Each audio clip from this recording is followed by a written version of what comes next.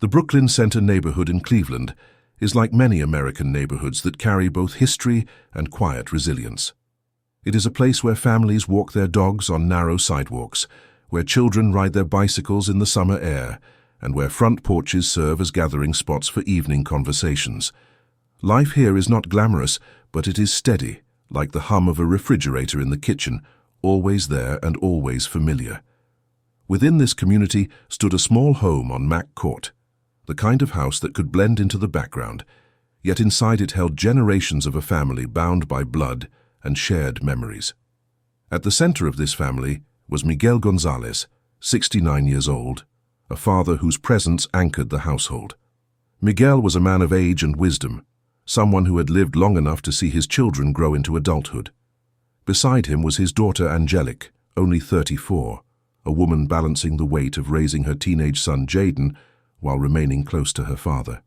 Jayden, just 16, represented the promise of the next generation, a teenager with school, friendships, and the restless energy of youth. Others lived within those walls as well, each connected by ties of family and trust, all under one roof that symbolized safety and belonging. In many ways, the Gonzalez home was like a quilt stitched together over time, each person adding their own patch of experience and memory. They celebrated birthdays at the same table, shared meals that carried the warmth of tradition, and leaned on one another in times of need. The house was not just wood and brick, it was a living archive of the family's journey. To the neighbors, they were ordinary people, no different from any other family trying to make life work in Cleveland. Yet beneath the ordinary rhythms of daily life, an unseen fracture existed. Like a crack in the foundation of a house that at first goes unnoticed, there was a tension that would one day break open. On Mack Court, the ordinary and the tragic would collide. A father, a daughter, and a grandson would become victims inside their own home, and the man accused would not be a stranger. It would be their own son, brother, and uncle. The question that lingers is simple, yet unsettling. Why would a man turn against the very people who had given him family, belonging, and home? On the night of January 13, 2023, the quiet of Mack Court in Cleveland was suddenly broken.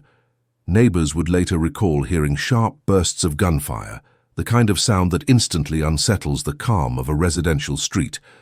It was like a window shattering in the middle of the night, an ordinary moment turned into something alarming. In that silence, the cracks of gunshots echoed against houses that were used to the hum of passing cars and the chatter of children. Confusion spread quickly as people peered from windows and wondered what could possibly be happening inside the Gonzalez home. At nearly the same time, officers patrolling nearby were approached by a man walking toward them. His name was Martin Muniz, 42 years old. With words that would send any officer into disbelief, he told them he had just shot people inside a home on Mack Court.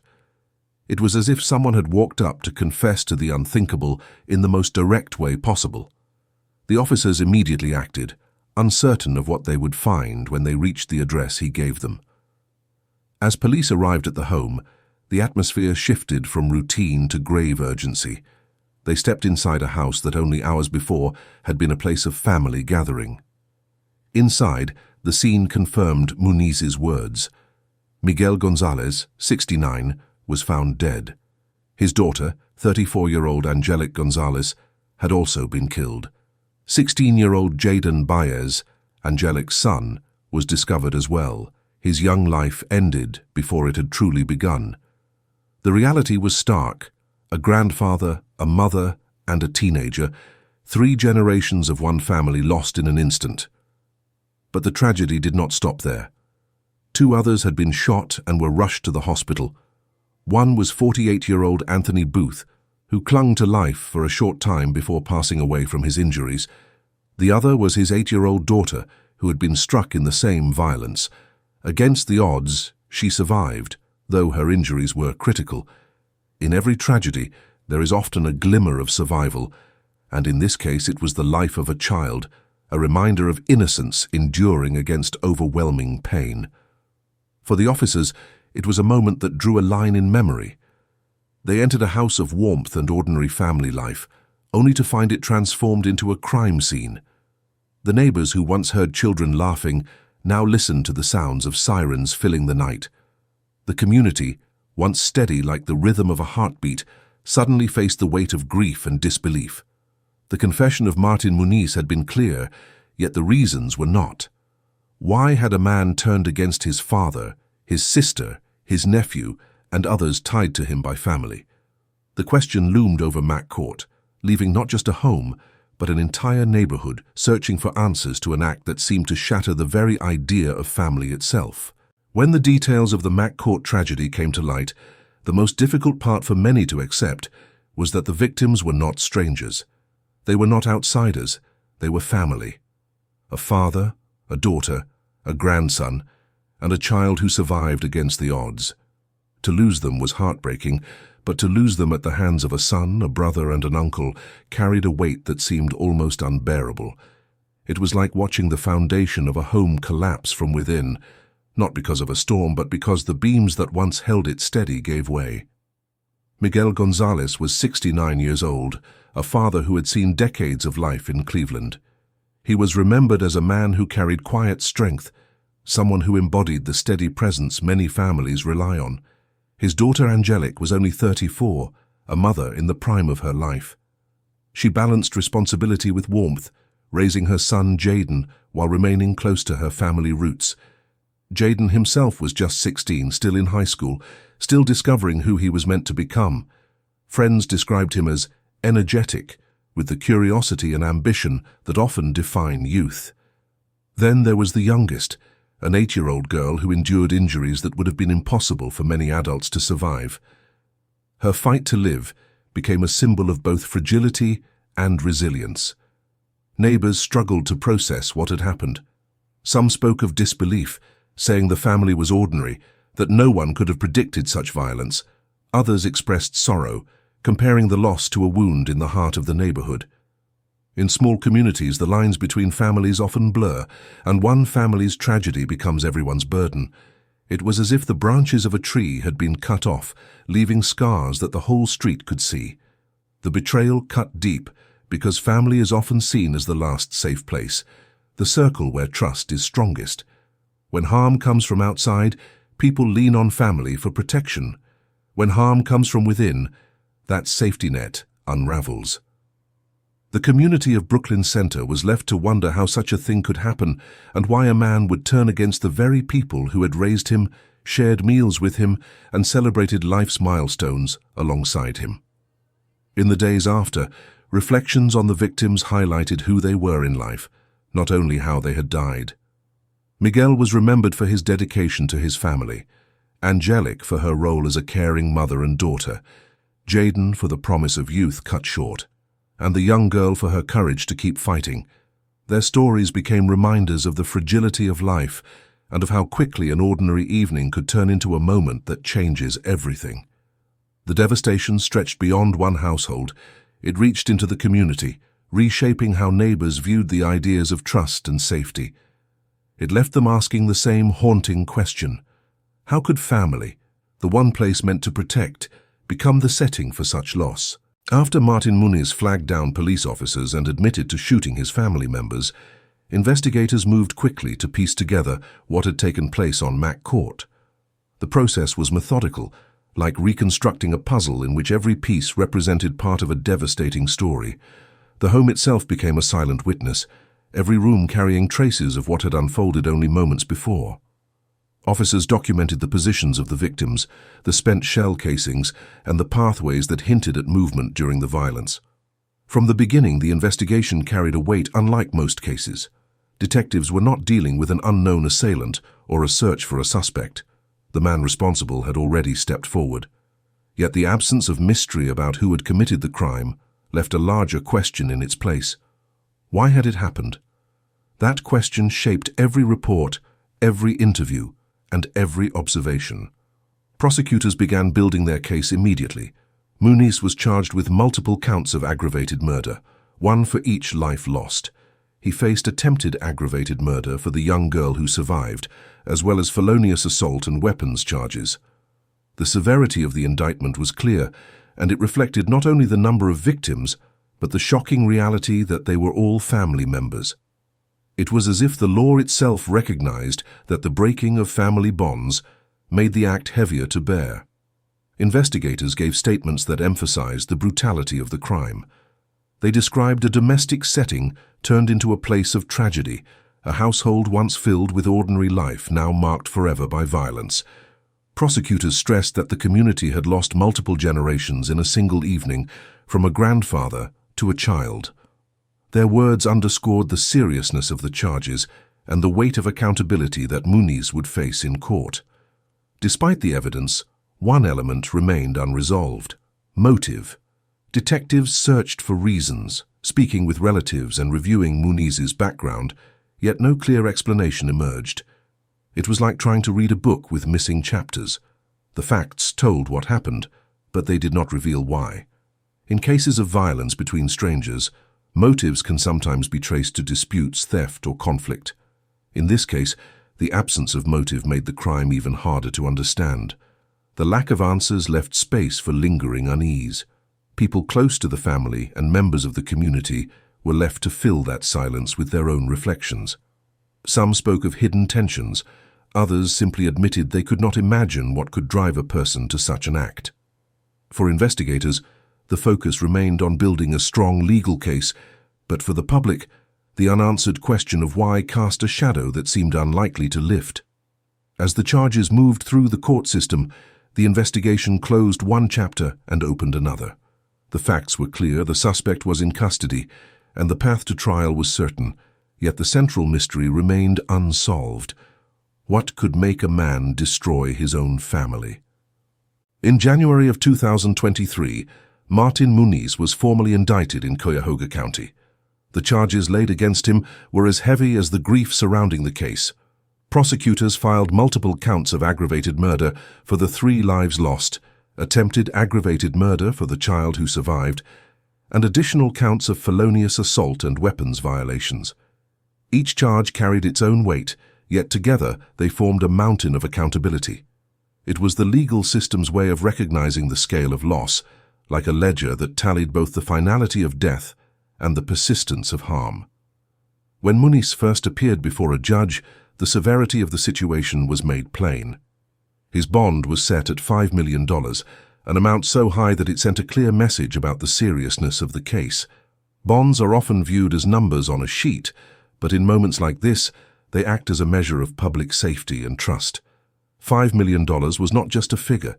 It was a wall built to keep him firmly in custody, ensuring that the legal process could unfold without risk to the community.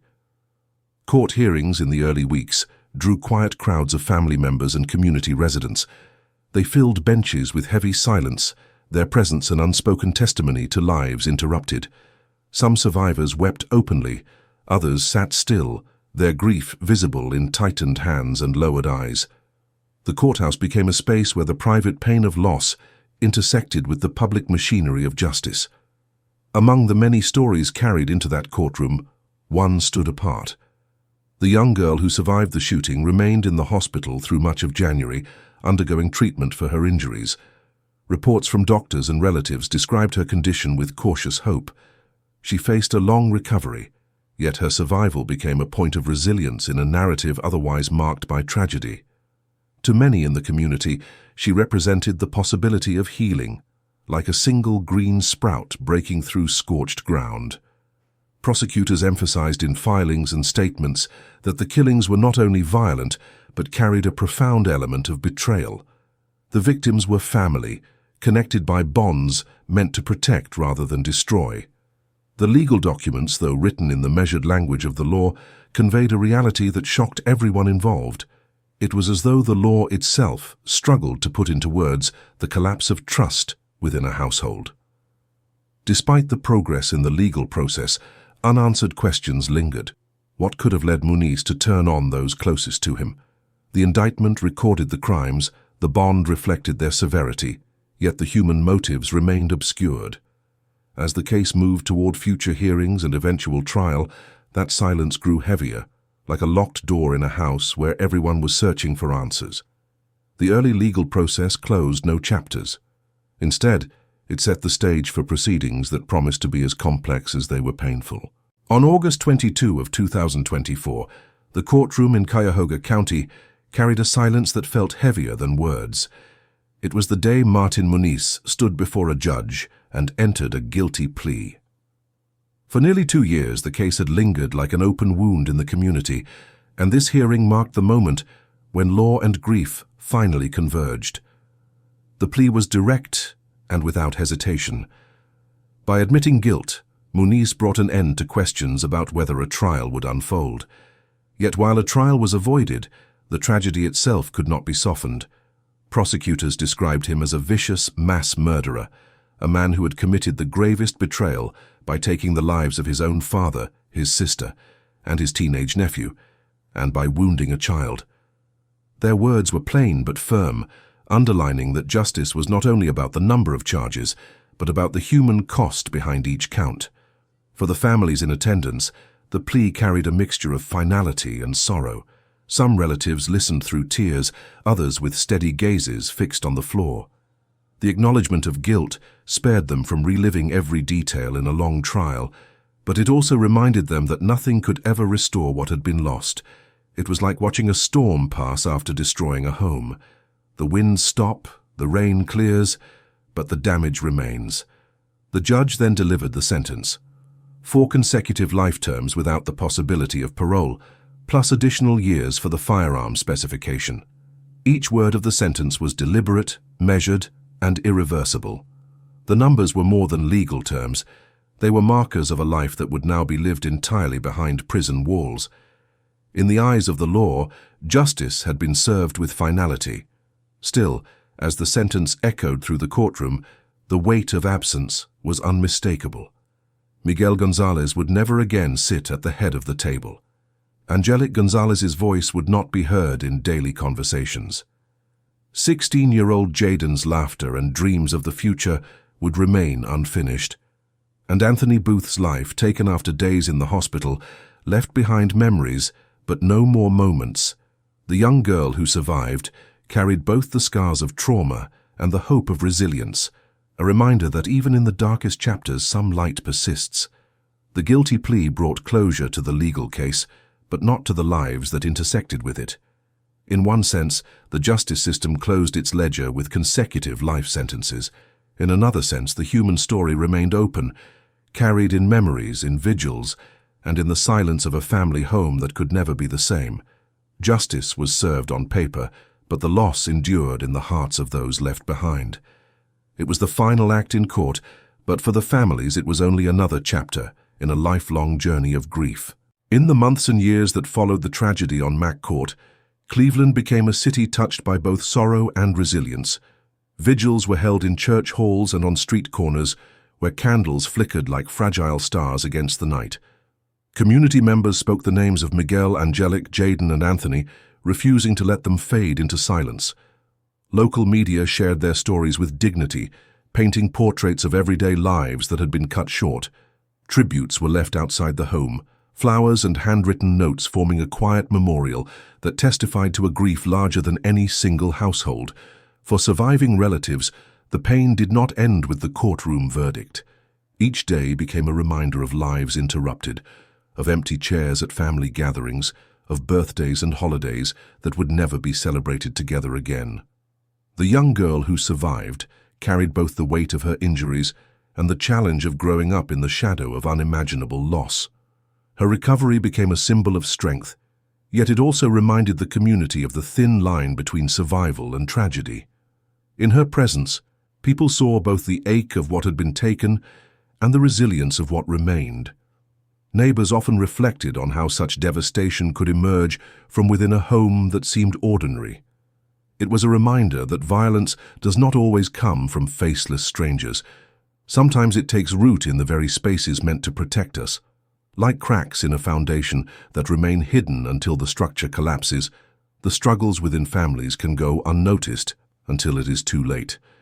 This case became a reference point for broader conversations about domestic violence and the silent battles many endure. Advocacy groups used the story to raise awareness, urging communities to look closer, to listen harder, and to recognize warning signs before tragedies unfold. The Gonzalez family's story was not only about loss, It was also about the importance of vigilance and compassion in households across the nation. Yet no reflection could soften the fact that an entire family was torn apart from within. Miguel, a father who had lived nearly 7 decades, was meant to be the anchor of his family. Angelic, a daughter and mother, balanced the responsibilities of her generation with quiet strength. Jayden, only 16, had a future waiting to be written, filled with all the promise of youth. Anthony, a man connected to the household, fought for his life in the hospital, but did not return home. Their absence was not just felt in statistics or headlines, but in the silence of their community, where laughter and voices once filled the air. On Mack Court, one family's story became a chilling reminder that sometimes the greatest dangers come not from strangers, but from within our own homes. If this story has moved you, let it be more than a moment of reflection. Share it so others are reminded of the importance of protecting those closest to us. Support organizations that stand with families affected by violence, and be the voice that speaks when silence could cost a life. And if you want to continue uncovering stories that remind us of both the fragility and the resilience of human life, subscribe to this channel and join us in keeping these memories alive.